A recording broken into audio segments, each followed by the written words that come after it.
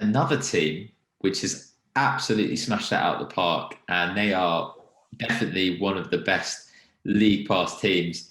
As you can see, Bray has reverted back to his old original form, and I think Ed's just trying to get any success possible in terms of basketball by having the Boots jersey. It's the Chicago Bulls. They're back. The Windy City has some excitement in terms of NBA. Let's have a look at what the Bulls have done in free agency. They have signed the Caruso. I'm a big fan. I love Alex Caruso. 4 years, 37 million. They also signed DeMar from the Spurs, 3 years, 85 mil. They've also picked up, is he the best Bull brother? He is right now. He is as of right now. Is Lonzo, 4 years for 85 million. Great deal. And they've, the biggest signing of all, and Bray knows this, is TB. It's Tony Bradley, 1 year, 2 million deal.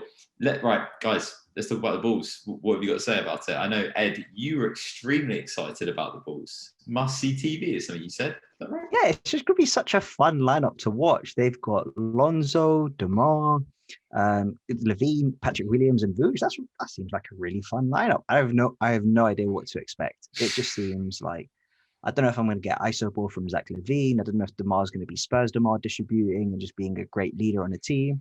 Lonzo, if he's going to play much off ball, on ball with DeMar there, what's he going to do? And then Vooch, just a dominant presence down offensively in the post, which he still is. He's arguably second best post, let's say third, after Embiid and Jokic, third best player in the post, in one's humble opinion. And then Patrick Williams, the young rookie there, who's going to be learning from these great veterans who I would love to be Patrick Williams at this point. That's a great point, Ed. Nice I completely forgot about Patrick Williams as the second youngest player in the league. Wow. Yeah. Well, big opportunity. Yeah, probably before the draft, but yeah. And where's Patrick Williams from? Is he an LA boy? What's his background? He is North Carolina. North Carolina. Well, I don't think any of the boys are from North Carolina. Anywho. I mean, before I comment on the Bulls' actual roster, I would like to say congratulations to Jerry Reinsdorf for getting his checkbook out after all these years. Since Maddie's still in charge, isn't it? Crazy, yeah, crazy. He's been there a long time. He's made a lot of money though. So it's good that he's putting some back. He's splashing out on a roster, and this is before Zach LaVine's even been extended, which is his max is 5 years, $205 million. So, look at all these contracts. There's a lot of money everywhere. So, I'm so happy when we talked about the Bulls' moves in the middle of last season to get Vooch. I was disappointed they didn't get a point guard like Lonzo. And here they come. They've done it. They've absolutely hoodwinked the Pelicans. What are the Pelicans doing? They're basically like, by the way, Zon, we don't want you either because he's going to leave. Like, oh my word. They only give up, I believe it was Satoransky and... some other random guy. Garrett Temple and a pick maybe, and that's it. Oh, Aminu. I think Aminu went as well. Aminu's on the Bulls as well. I think Aminu went in the DeRozan deal, and Garrett Temple went in the either or. Anyway, we're shifting out players. We're getting back big quality. I love Lonzo next to Levine because Lonzo doesn't necessarily have to be a dominant ball handler. He can play off of Levine, which is amazing. DeRozan is a really underrated passer. He draws a lot of defenses, and if he's kicking out to Lonzo and Levine, that's knocked down easy. Vooch does exactly the same thing, and Vooch can space the floor as well, as you are well aware, Ed. It's just a really, really exciting. He's also got that post hook. Let's not forget about that, and that's going to be open.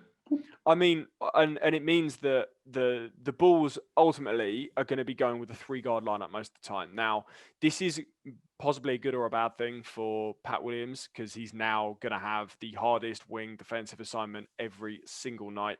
I would imagine because I think he's got a bit of size on DeRozan, and DeRozan's obviously needed on the offensive end.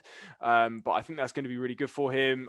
If he can become a kind of defensive stopper and improve his 3-point shot, he could fit in so well into this team, become really valuable piece. We've got Kobe White coming off the bench, but then now when you bring him off the bench, you can maybe interchange him for Levine and have DeRozan or Lonzo pick up a lot of the ball handling, so he doesn't have to play a point guard role because he's really just a pure shooter. I really like it. And all of this, by the way, and we assumed that Lauri Markkanen was going to be in a sign and trade, because it looks like the relationship is over between him and the Bulls. But I've seen a lot of money flying around the league, and none of it's gone to Lauri Markkanen. And I'm asking myself, what's left?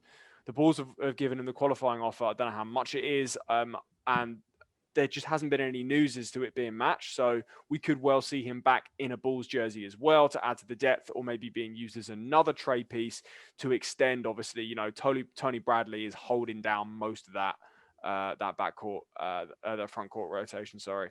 And Felicio. Don't forget about he's off the team. He's off, he's fine. He's I'm pretty sure he's gone. Yeah. I was just going to say, who's their backup bigs, because I couldn't. Yeah, I had to look at the depth chart.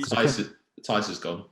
Yeah, Tice is gone. So it's literally Tony Bradley at backup center, and Patrick Williams at forward, and that's and Troy Brown Jr. backing him up, and that's it. So we have no power forwards. That's a small guy. Yeah, unless Lauri Markkanen resigns. That's where we are. They need another power forward. They've got Marko Siminovic, who's coming over from Europe. He's a center, can slot into some minutes in that. Did you draft? Oh shit! I was asking, who did you not draft? And I was like, oh shit, no, we had your pick. No, sorry. That's generally not even me meaning to. I was going to bring it up, but it completely slipped my mind those 30 seconds. Hey, I mean, we got a guy called Ayo Don Sunma in the second round. That was our pick. So yeah, it's don't matter now. Yeah, doesn't matter. You better hope Mo Wagner is shit. You better hope Mo Wagner is just a bust. It's not Mo, is it? Is his brother's name? No. It's not Mo's Mo. in the league. Oh, sorry, Franz. Sorry, Franz Wagner. Franz is better than Mo, though. Franz is. You better hope he's shit. Wagner. Oh, I mean, yeah, I don't know, man. Who knows? Could backfire. Only time will tell. But I really like where we're at the moment. There are a couple more moves to make. They do need some more forwards, because they're just really light. It means they can play a lot of small ball, which is great. However, the entire team has absolutely zero rim protection. So. I was just about to search someone, but I think he's been picked up. Hassan Whiteside, but no, he's gone to the Jazz. You missed out. Anyway, on he's not a good defensive player. He's a block hunter. To wrap up our ball section, I just want you guys to tell me one word: who is the most important acquisition they've just added? Lonzo. You know what? For me, it's DeRozan, because Thad Young, I think, was one of the big leaders last year. And Garrett Temple has kind of been tweaked as one of those guys on the Bulls as well, and they're both gone now. There is room for someone to step in and lead this team, and the guy with the experience, I think, is DeMar DeRozan. I think he can come in there. He can teach Zach LaVine and Lonzo and Pat Williams a ton, and he just needs to stay in his lane. We need him to do what he's good at. He doesn't need to grow and develop as a player. He just needs to spread it. Spread the love. So for me, I think that's looking at the other signings. I think he's the piece that can tie this together. That wraps it up nicely, because I'm going to say Caruso. His net rating on defensive end, I think he's going to be really important down the stretch. So that wraps up Chicago.